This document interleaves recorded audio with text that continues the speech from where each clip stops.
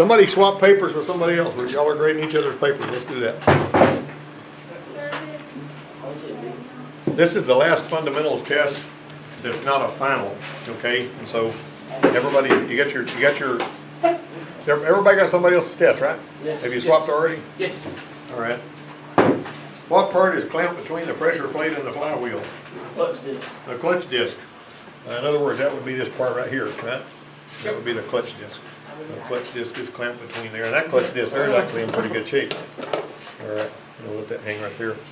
The driving gear has 15 teeth and the driven gear has 29 teeth. Technician A says the output gear will be going faster than the input. Technician B says the ratio is 3.86 to 1. Which technician is correct? Technician A.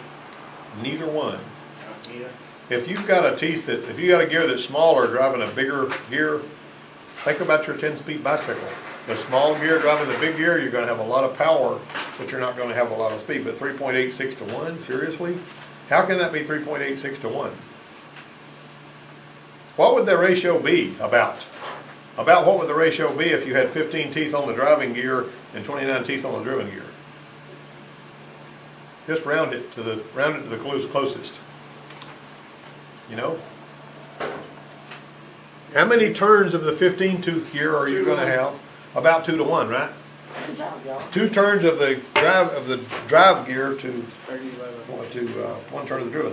Which part is splined to the clutch disc?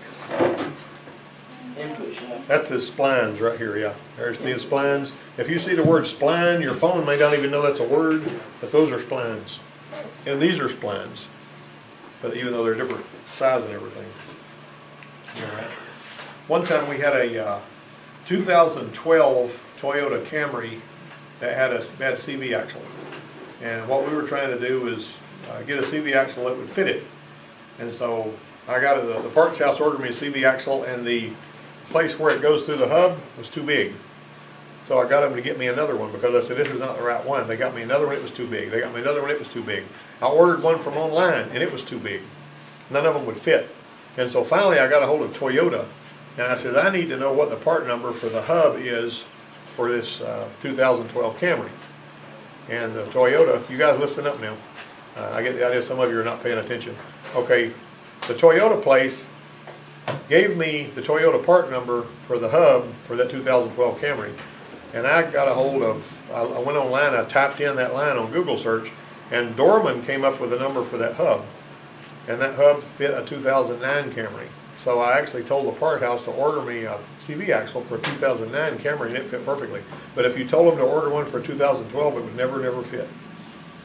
Never ran into anything like that before, but the parts house book was all screwed up on that deal. Anyway, here's the thing. If you're actually taking it apart, what you're always thinking is you got the idea, if I need this part, I go out and get it from the parts house, I take it, I put it in, it fits perfectly. But what do you do if it doesn't fit? Now what do you do if you don't want to pay $500 or $600 for one from the Toyota place? You'd rather buy a $60 or $70 one from a parts store because they're just fine, right? But if it won't fit, you got to find a way to make that work, right? That's how that's going to happen. All right, so let's see. Which type lubricant is not used in the manual transmission transaxle? Automatic transmission fluid. Really? And engine oil. High temperature chassis grease. But I will tell you this, I've seen manual transmissions that used automatic transmission fluid, I've seen them that used engine oil, and I've seen them that use ADW90. But I've never seen one that you put high temperature chassis grease in there. You should have been able to read those words. 50 weight motor oil is what you put in some of them. Automatic transmission fluid is what you put in some of them. Oh, agree. Now here's something else. Listen to me very carefully. If you say, well, all I've got here is this 140 weight oil, and I'm going to put that in my transmission. If it's a transmission with synchronizers in it, it's not going to work right. It's going to grind the gears every time you put in there because these little synchronizer sleeves, and you'll learn more about this if you stay here long enough to take manual transmission, they're supposed to cut that oil film off of that little cone-shaped surface under them and grab it so that they can actually synchronize the speed of the gear to the little, slide, and the synchronizer. The blocker ring is supposed to match the speed of that gear to what it's sliding onto. That's the point. And if that oil's too thick, it won't be able to do that. I actually made that mistake back in 1978. I was working on a Toyota Corolla, And all I had was real heavy grease, and when we put it back together, it would grind the gears, and I had to change out the oil. So if you put oil that's too heavy in there, if you put 50 weight motor oil in one that's set up for automatic transmission fluid, you may have trouble. Now, I'm not saying it's going to destroy anything, but here's another thing. If you got a manual transmission or something that's leaking oil, you better fix that leak, because sooner or later, more time's going to go by than you think, and it's going to run out of oil, you're going to destroy it. That happens all the time. People will say, well, I'll just keep adding oil and it'll be aight. Well, a manual transmission does not have a dipstick. You got to get under the vehicle, you got to pull that out, and you got to stick your finger in there to see how deep it is, and then you got to store in there. So pay attention to that. That's part of what you're here to learn, okay? Name often used to describe universal joints on a conventional rear wheel drive vehicle. Drive shaft is what? Nobody looked that up. Everybody just trying to guess their way. What is it? CV. CV. What does CV stand for? Is a plain old U-joint, like what's on your old Chevrolet pickup, a CV joint? What does CV I stand just for? wasn't thinking about that. No, not at all. What happens on one of those drive shafts if you bend it a little too far? You ever do that, Lee? You bend it a little too far? I'm talking about you bend the joint a little too far? It goes,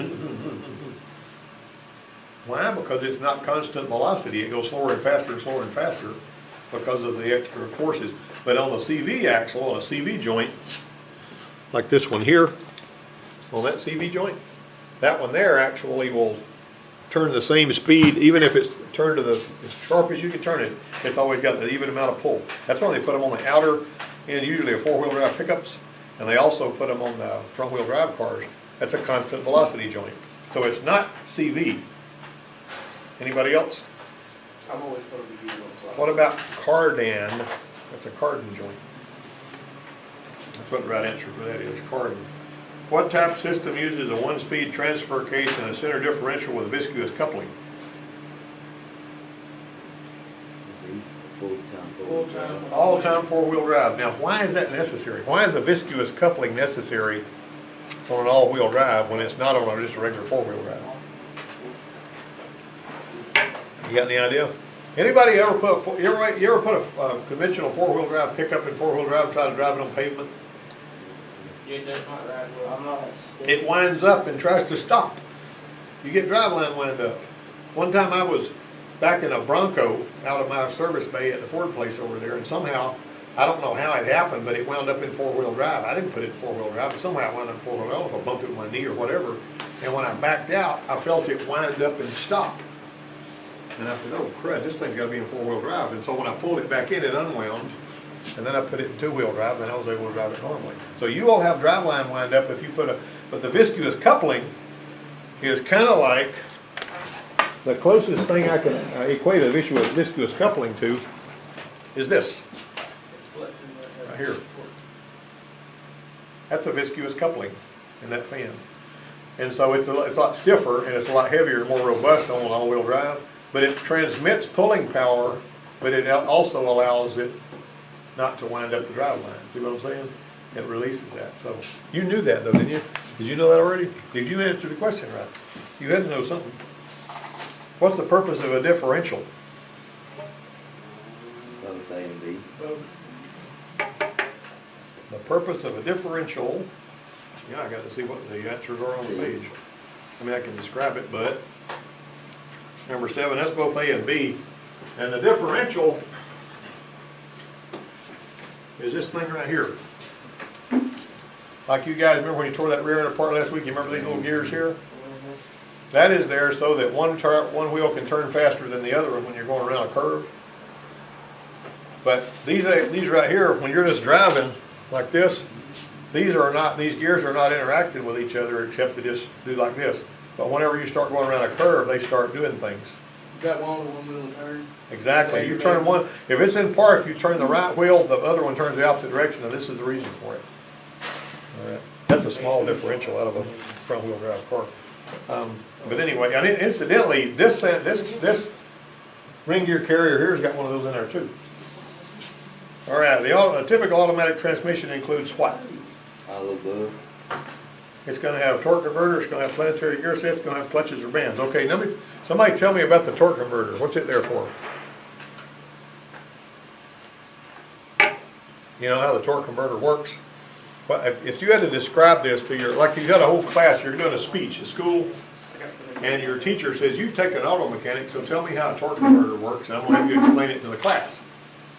Now, you're gonna have some knotheads in there that claim they already know, you know. It's hard to teach somebody something like that, they already know it. You know what I'm saying? You ever had that? Try to tell somebody something they think they already know it, you can't tell them nothing they don't, and what they think they know is way off. Well, anyway, here's the way you're gonna describe it if you get hit with that. As a matter of fact, I'm gonna make a phone call and see if I can get you guys tasked with that, okay? What you're gonna do is you're gonna put two fans facing each other, right? And you're gonna have one fan connected to your load and another fan plugged into the wall. All right, if I plug this fan in and it's running and it's blowing on this other fan, what's it blowing? What's it gonna do to this fan here? Slowly It's rotate. gonna start turning, isn't it? But it's not gonna start turning immediately as fast as the other one, but over time it'll actually match the speed of the fan that's pushing it. That's a sort of a loose description of how a torque converter works. The turbine shaft is the shaft going into the transmission that's connected to all of the stuff in there, right? Okay, so the engine is actually connected to the impeller. So the impeller throws oil against the turbine and starts the turbine turning, and the turbine turns, you know, operates the, or puts turning force into the transmission. And then as you apply clutches, they're connected to different parts of the planetary gear set. Some of them stop parts, some of them drive parts, and all that kind of stuff, okay? You gotta be as serious about your learning as I am about the teaching, all right? Okay, which part takes the place of a clutch in an automatic transmission? All above. You sure? Clutches and fans. Torque converter. Where's it mounted? It's bolted to the flywheel. They also call the flywheel a flex plate. Every time the torque converter gets oil pressure pumped into it. Oh, and here's something else. Have you ever been sitting in traffic a long time with your transmission in gear, just with your foot on the brake? You know why that's not a good idea? Because that torque converter is creating a lot of heat. The turbine shaft's not turning because you're not letting it turn because you got it in gear, it's engaged, the wheels aren't turning, and you're basically just sitting there shearing that fluid repeatedly. When I'm in the drive-through, I kick mine up in neutral, or I put it in park. If I've seen people on long trips, they get backed up in traffic out there on the interstate somewhere, and they sit there with it in drive and their foot on the brake. Well, to begin with, they're burning more gas while they're idling, because secondly, they're starting to heat the oil out of the transmission, and then it starts puking it out the vent, because it starts percolating and boiling. And you see a transmission oil pouring out from under these cars because they got it sitting there in drive. Put the doggone thing in neutral, you don't need to put it in drive when it's sitting still. Now, if you're just gonna be sitting still for a couple of minutes while they're putting together your, French fries and burger over there, that ain't really a big deal. But I'm talking about if you're sitting out there and it's 100 degrees and you got it in gear and you're on the road and you're gonna be sitting there for an hour, you want it running so you can have your air. You don't have to have that transmission in gear. Put it in park or put it in neutral. Smart way to do that. There's a lot of adult drivers that don't even know that, okay? Okay, what does the T mean in the designation 41TE? Torque. Nope. Transverse. It means transverse because it's mounted sideways, okay? It's one of these. That's except that 41TE is actually a automatic transmission. And what does the E stand for? Electronic. What does the 4 stand for? 4 years. 4 speed, transverse, electronic. Pretty cool, isn't it? What's a 4L60E? What does that stand for? 4-speed transmission, electronic. I don't know what the L stands for. Linear. Linear. And 60 is the torque rating, okay? There's a 4L80E, which is a stronger transmission one. That's right. And then there's but anyway, there's a 4T60E too. All right, add mark on an automatic transmission dipstick means what? 1.5 quart. It means 1/2 quart load. What is the load? What is the add mark on a 7.3 liter Power Stroke diesel mean? 1 quart. 2 quarts. 2 quarts. That means it's 2 quarts low because it holds 15 quarts anyway. All right, let's flip this over and go to town here. Even the most efficient torque converter has a slippage rate of what?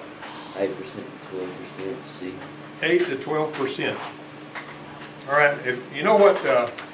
Have you ever heard anybody, and you guys in the racing world, and people talk about a converter with a higher stall speed? right? Like a 3,500 stall speed converter. What's the significance of that? Why do I need that? What's the point in it? More slippage. No. Uh, All right, let me ask you this. Let's say you're out there at Holt, which is in a legitimate place to do this, right? And let's say that you're going to go through the quarter mile and you're racing somebody, right? Okay, now what are you doing with your feet? When you're getting ready, man, you're getting ready. When that light turns green, you're going to jump off the line. How are you going to do it? What are you doing with your feet?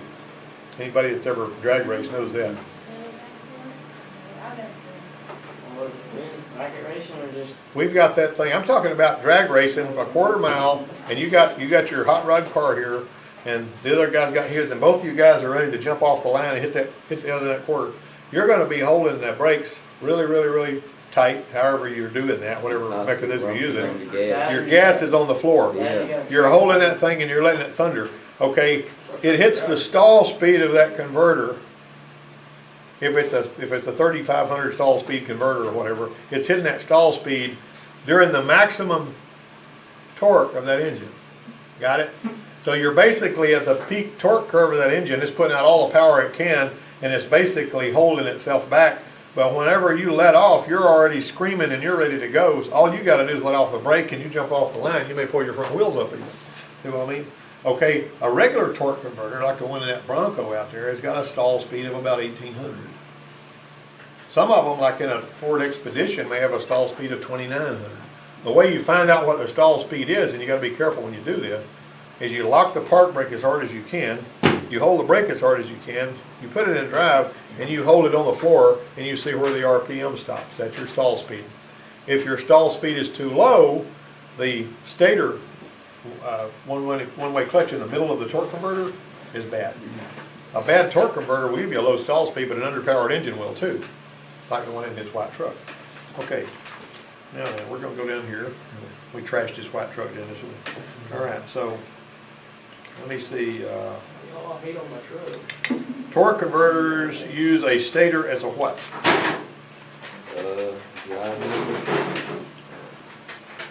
Reaction member. That's between the turbine and the impeller. It redirects the fluid so you'll get the, it's a torque multiplier basically is what it is. It's a reaction member. And it's got a one-way clutch. You can turn it one way, but you can't turn it the other way. As a matter of fact, we get into automatic transmissions. I don't want to work that apart, and I'll show you what a stator looks like. Okay, let's see. Technician A says the torque converter impeller is attached to the engine, runs as the engine rotates. Is that right? What did I just tell you a few minutes ago? The turbine is attached to the. Oh, no. Technician B says the torque converter turbine is attached to the engine and turns as the engine rotates. So who's right about that? A only. That the impeller is part of the housing on the torque converter. You know that how the parts that you're holding on the inside of that, on the engine side, you got a bunch of blades, turbine blades, and all that. Okay, so why not look at a vehicle to purchase when it is raining? The wet paint can hide fading or paint difference. Yeah, well, plus the rain may wash away the paint too, so, no, that's a joke. Okay. In other words, it's gonna look beautiful when it's wet, but when it's dry, you're gonna see all kinds of imperfections, right? Okay, why drive next to a building or a wall during a test drive? You're gonna hear noises. You ever been in a car like that? It sounded like it was just fine, then when you're pulling over here back next to Burger King or something, you hear tick, tick, tick, tick, tick, tick, because you didn't hear before. I mean, it's gonna actually amplify that stuff and throw it back at you, right? We've actually got a thing called a chassis ear that's, you hook microphones all over the place, and you got headphones on and you're listening to that noise while you're driving to see if you can isolate where it is. It's a piece of electronic equipment we use. I got two of them actually. I got one that's got wired mics and I got one that's got wireless mics on it. Why check the trunk of a used vehicle? To check for everything. Yeah, you're going to see if the jack and handle are included. Check the general condition of the trunk. See if there is a spare tire. And number 18, what is considered to be a normal amount of miles driven per year? 6,000 to 9,000. Excuse me? Where'd you get that at? You make it up as you go 12 to 15 actually. About 1,000 miles a month usually. Roughly. How many miles a month? 12 to 15. And number 19, uneven gaps in the doors or liftgate are evidence of what? It could be an accident, or it could be a Chevrolet. But no, I'm kidding.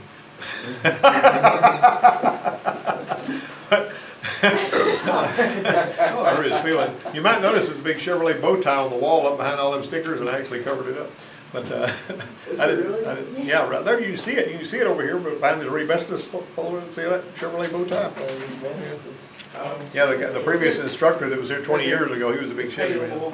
And I got nothing against Chevys, I just always give it, somebody that's a Chevy lover, is just, I mean, they're gonna stay Chevy no matter what, if the world burns down, they're gonna be driving a Chevy, that's fine, I don't have a problem with that. And, I mean, I've driven all kinds myself. Whatever gets you down the road. But I will tell you this, here's something else you need to know. Whenever you're going to buy a car, and Brittany, you're liable to be buying one pretty quick. When you're going to buy a car, they have to declare to you if the car's been in an accident, by law. Is that Now, that Carfax thing? yep, yeah, that helps too. But I mean, even whatever that's been found out or not, they have to tell you if it's been in an accident. But I will tell you what the salesman will say. He said there was a little parking lot accident, fender bender or something, wasn't a big deal. You know, I mean, they don't have to tell you how severe the accident was, just that it's been in one. And one time, there's this lady that I knew that was working as a salesperson at the Ford place, and she said, and the guy says, what if I don't tell you that the car I'm trading has been in an accident? She says, well, if we sell it and find out that it has been in an accident, they come back and sue us, and then we sue you. Ah. No. So you have to tell them. It's always, honesty is the best policy anyway, you know what I'm saying? So be aware of that, and make sure you pay attention to that. Also, well, there's a lot of stuff to consider whenever you're buying a car. I could go that. Here's another thing I'm going to give you, I'm going to charge you no extra for this. Let's say you're sitting down there and you've got the wherewithal, you got the money, you got the loan, you got the whatever to buy that car. All right, and I told my son Luke this. They still owed like $9,000 on his wife's car. And the people that they were going to buy this van from, this new van, didn't want to give them $7,000 for the car. And they didn't really have to have a vehicle, a van, but they were kind of wanting one. All right. Hey man, just a minute. And so I'm almost through here. And so he says, what do I do? And I says, from what you're telling me, they're wanting to sell that van really, really bad. And I said, so sit down at the table and say, I'm not going to trade with you unless you give me $9,000 for the car because it's what I owe on it. And if they say, well, we can't do that, then you get up and walk away. They've got the paperwork ready to sign and everything, and you get up and walk away. They'll either stop you before you get to the door, or they'll call you after you get home. And they'll tell you to come back, because they want to sell that thing really bad. So he went up there and did that, and they gave him $9,000 for the car. He wasn't trying to cheat them out of anything. You know what I mean? But they're going to make as much as they can off that. And I'm not trying to hurt the car salesman, but come on, let's be real here. You can buy a brand new car and drive it around the block, and it's worth like $5,000 less than it was when you drove it off the lot. If you buy a brand new one, you're going to get burned. Make sure you buy a used one, okay? A harsh ride in a newly delivered vehicle may be due to what? Too much air pressure. If the tires have too much air pressure in them, it'll ride like a Jersey wagon sometimes. All right. If it's a brand new vehicle, okay? All right, anybody got anything to say?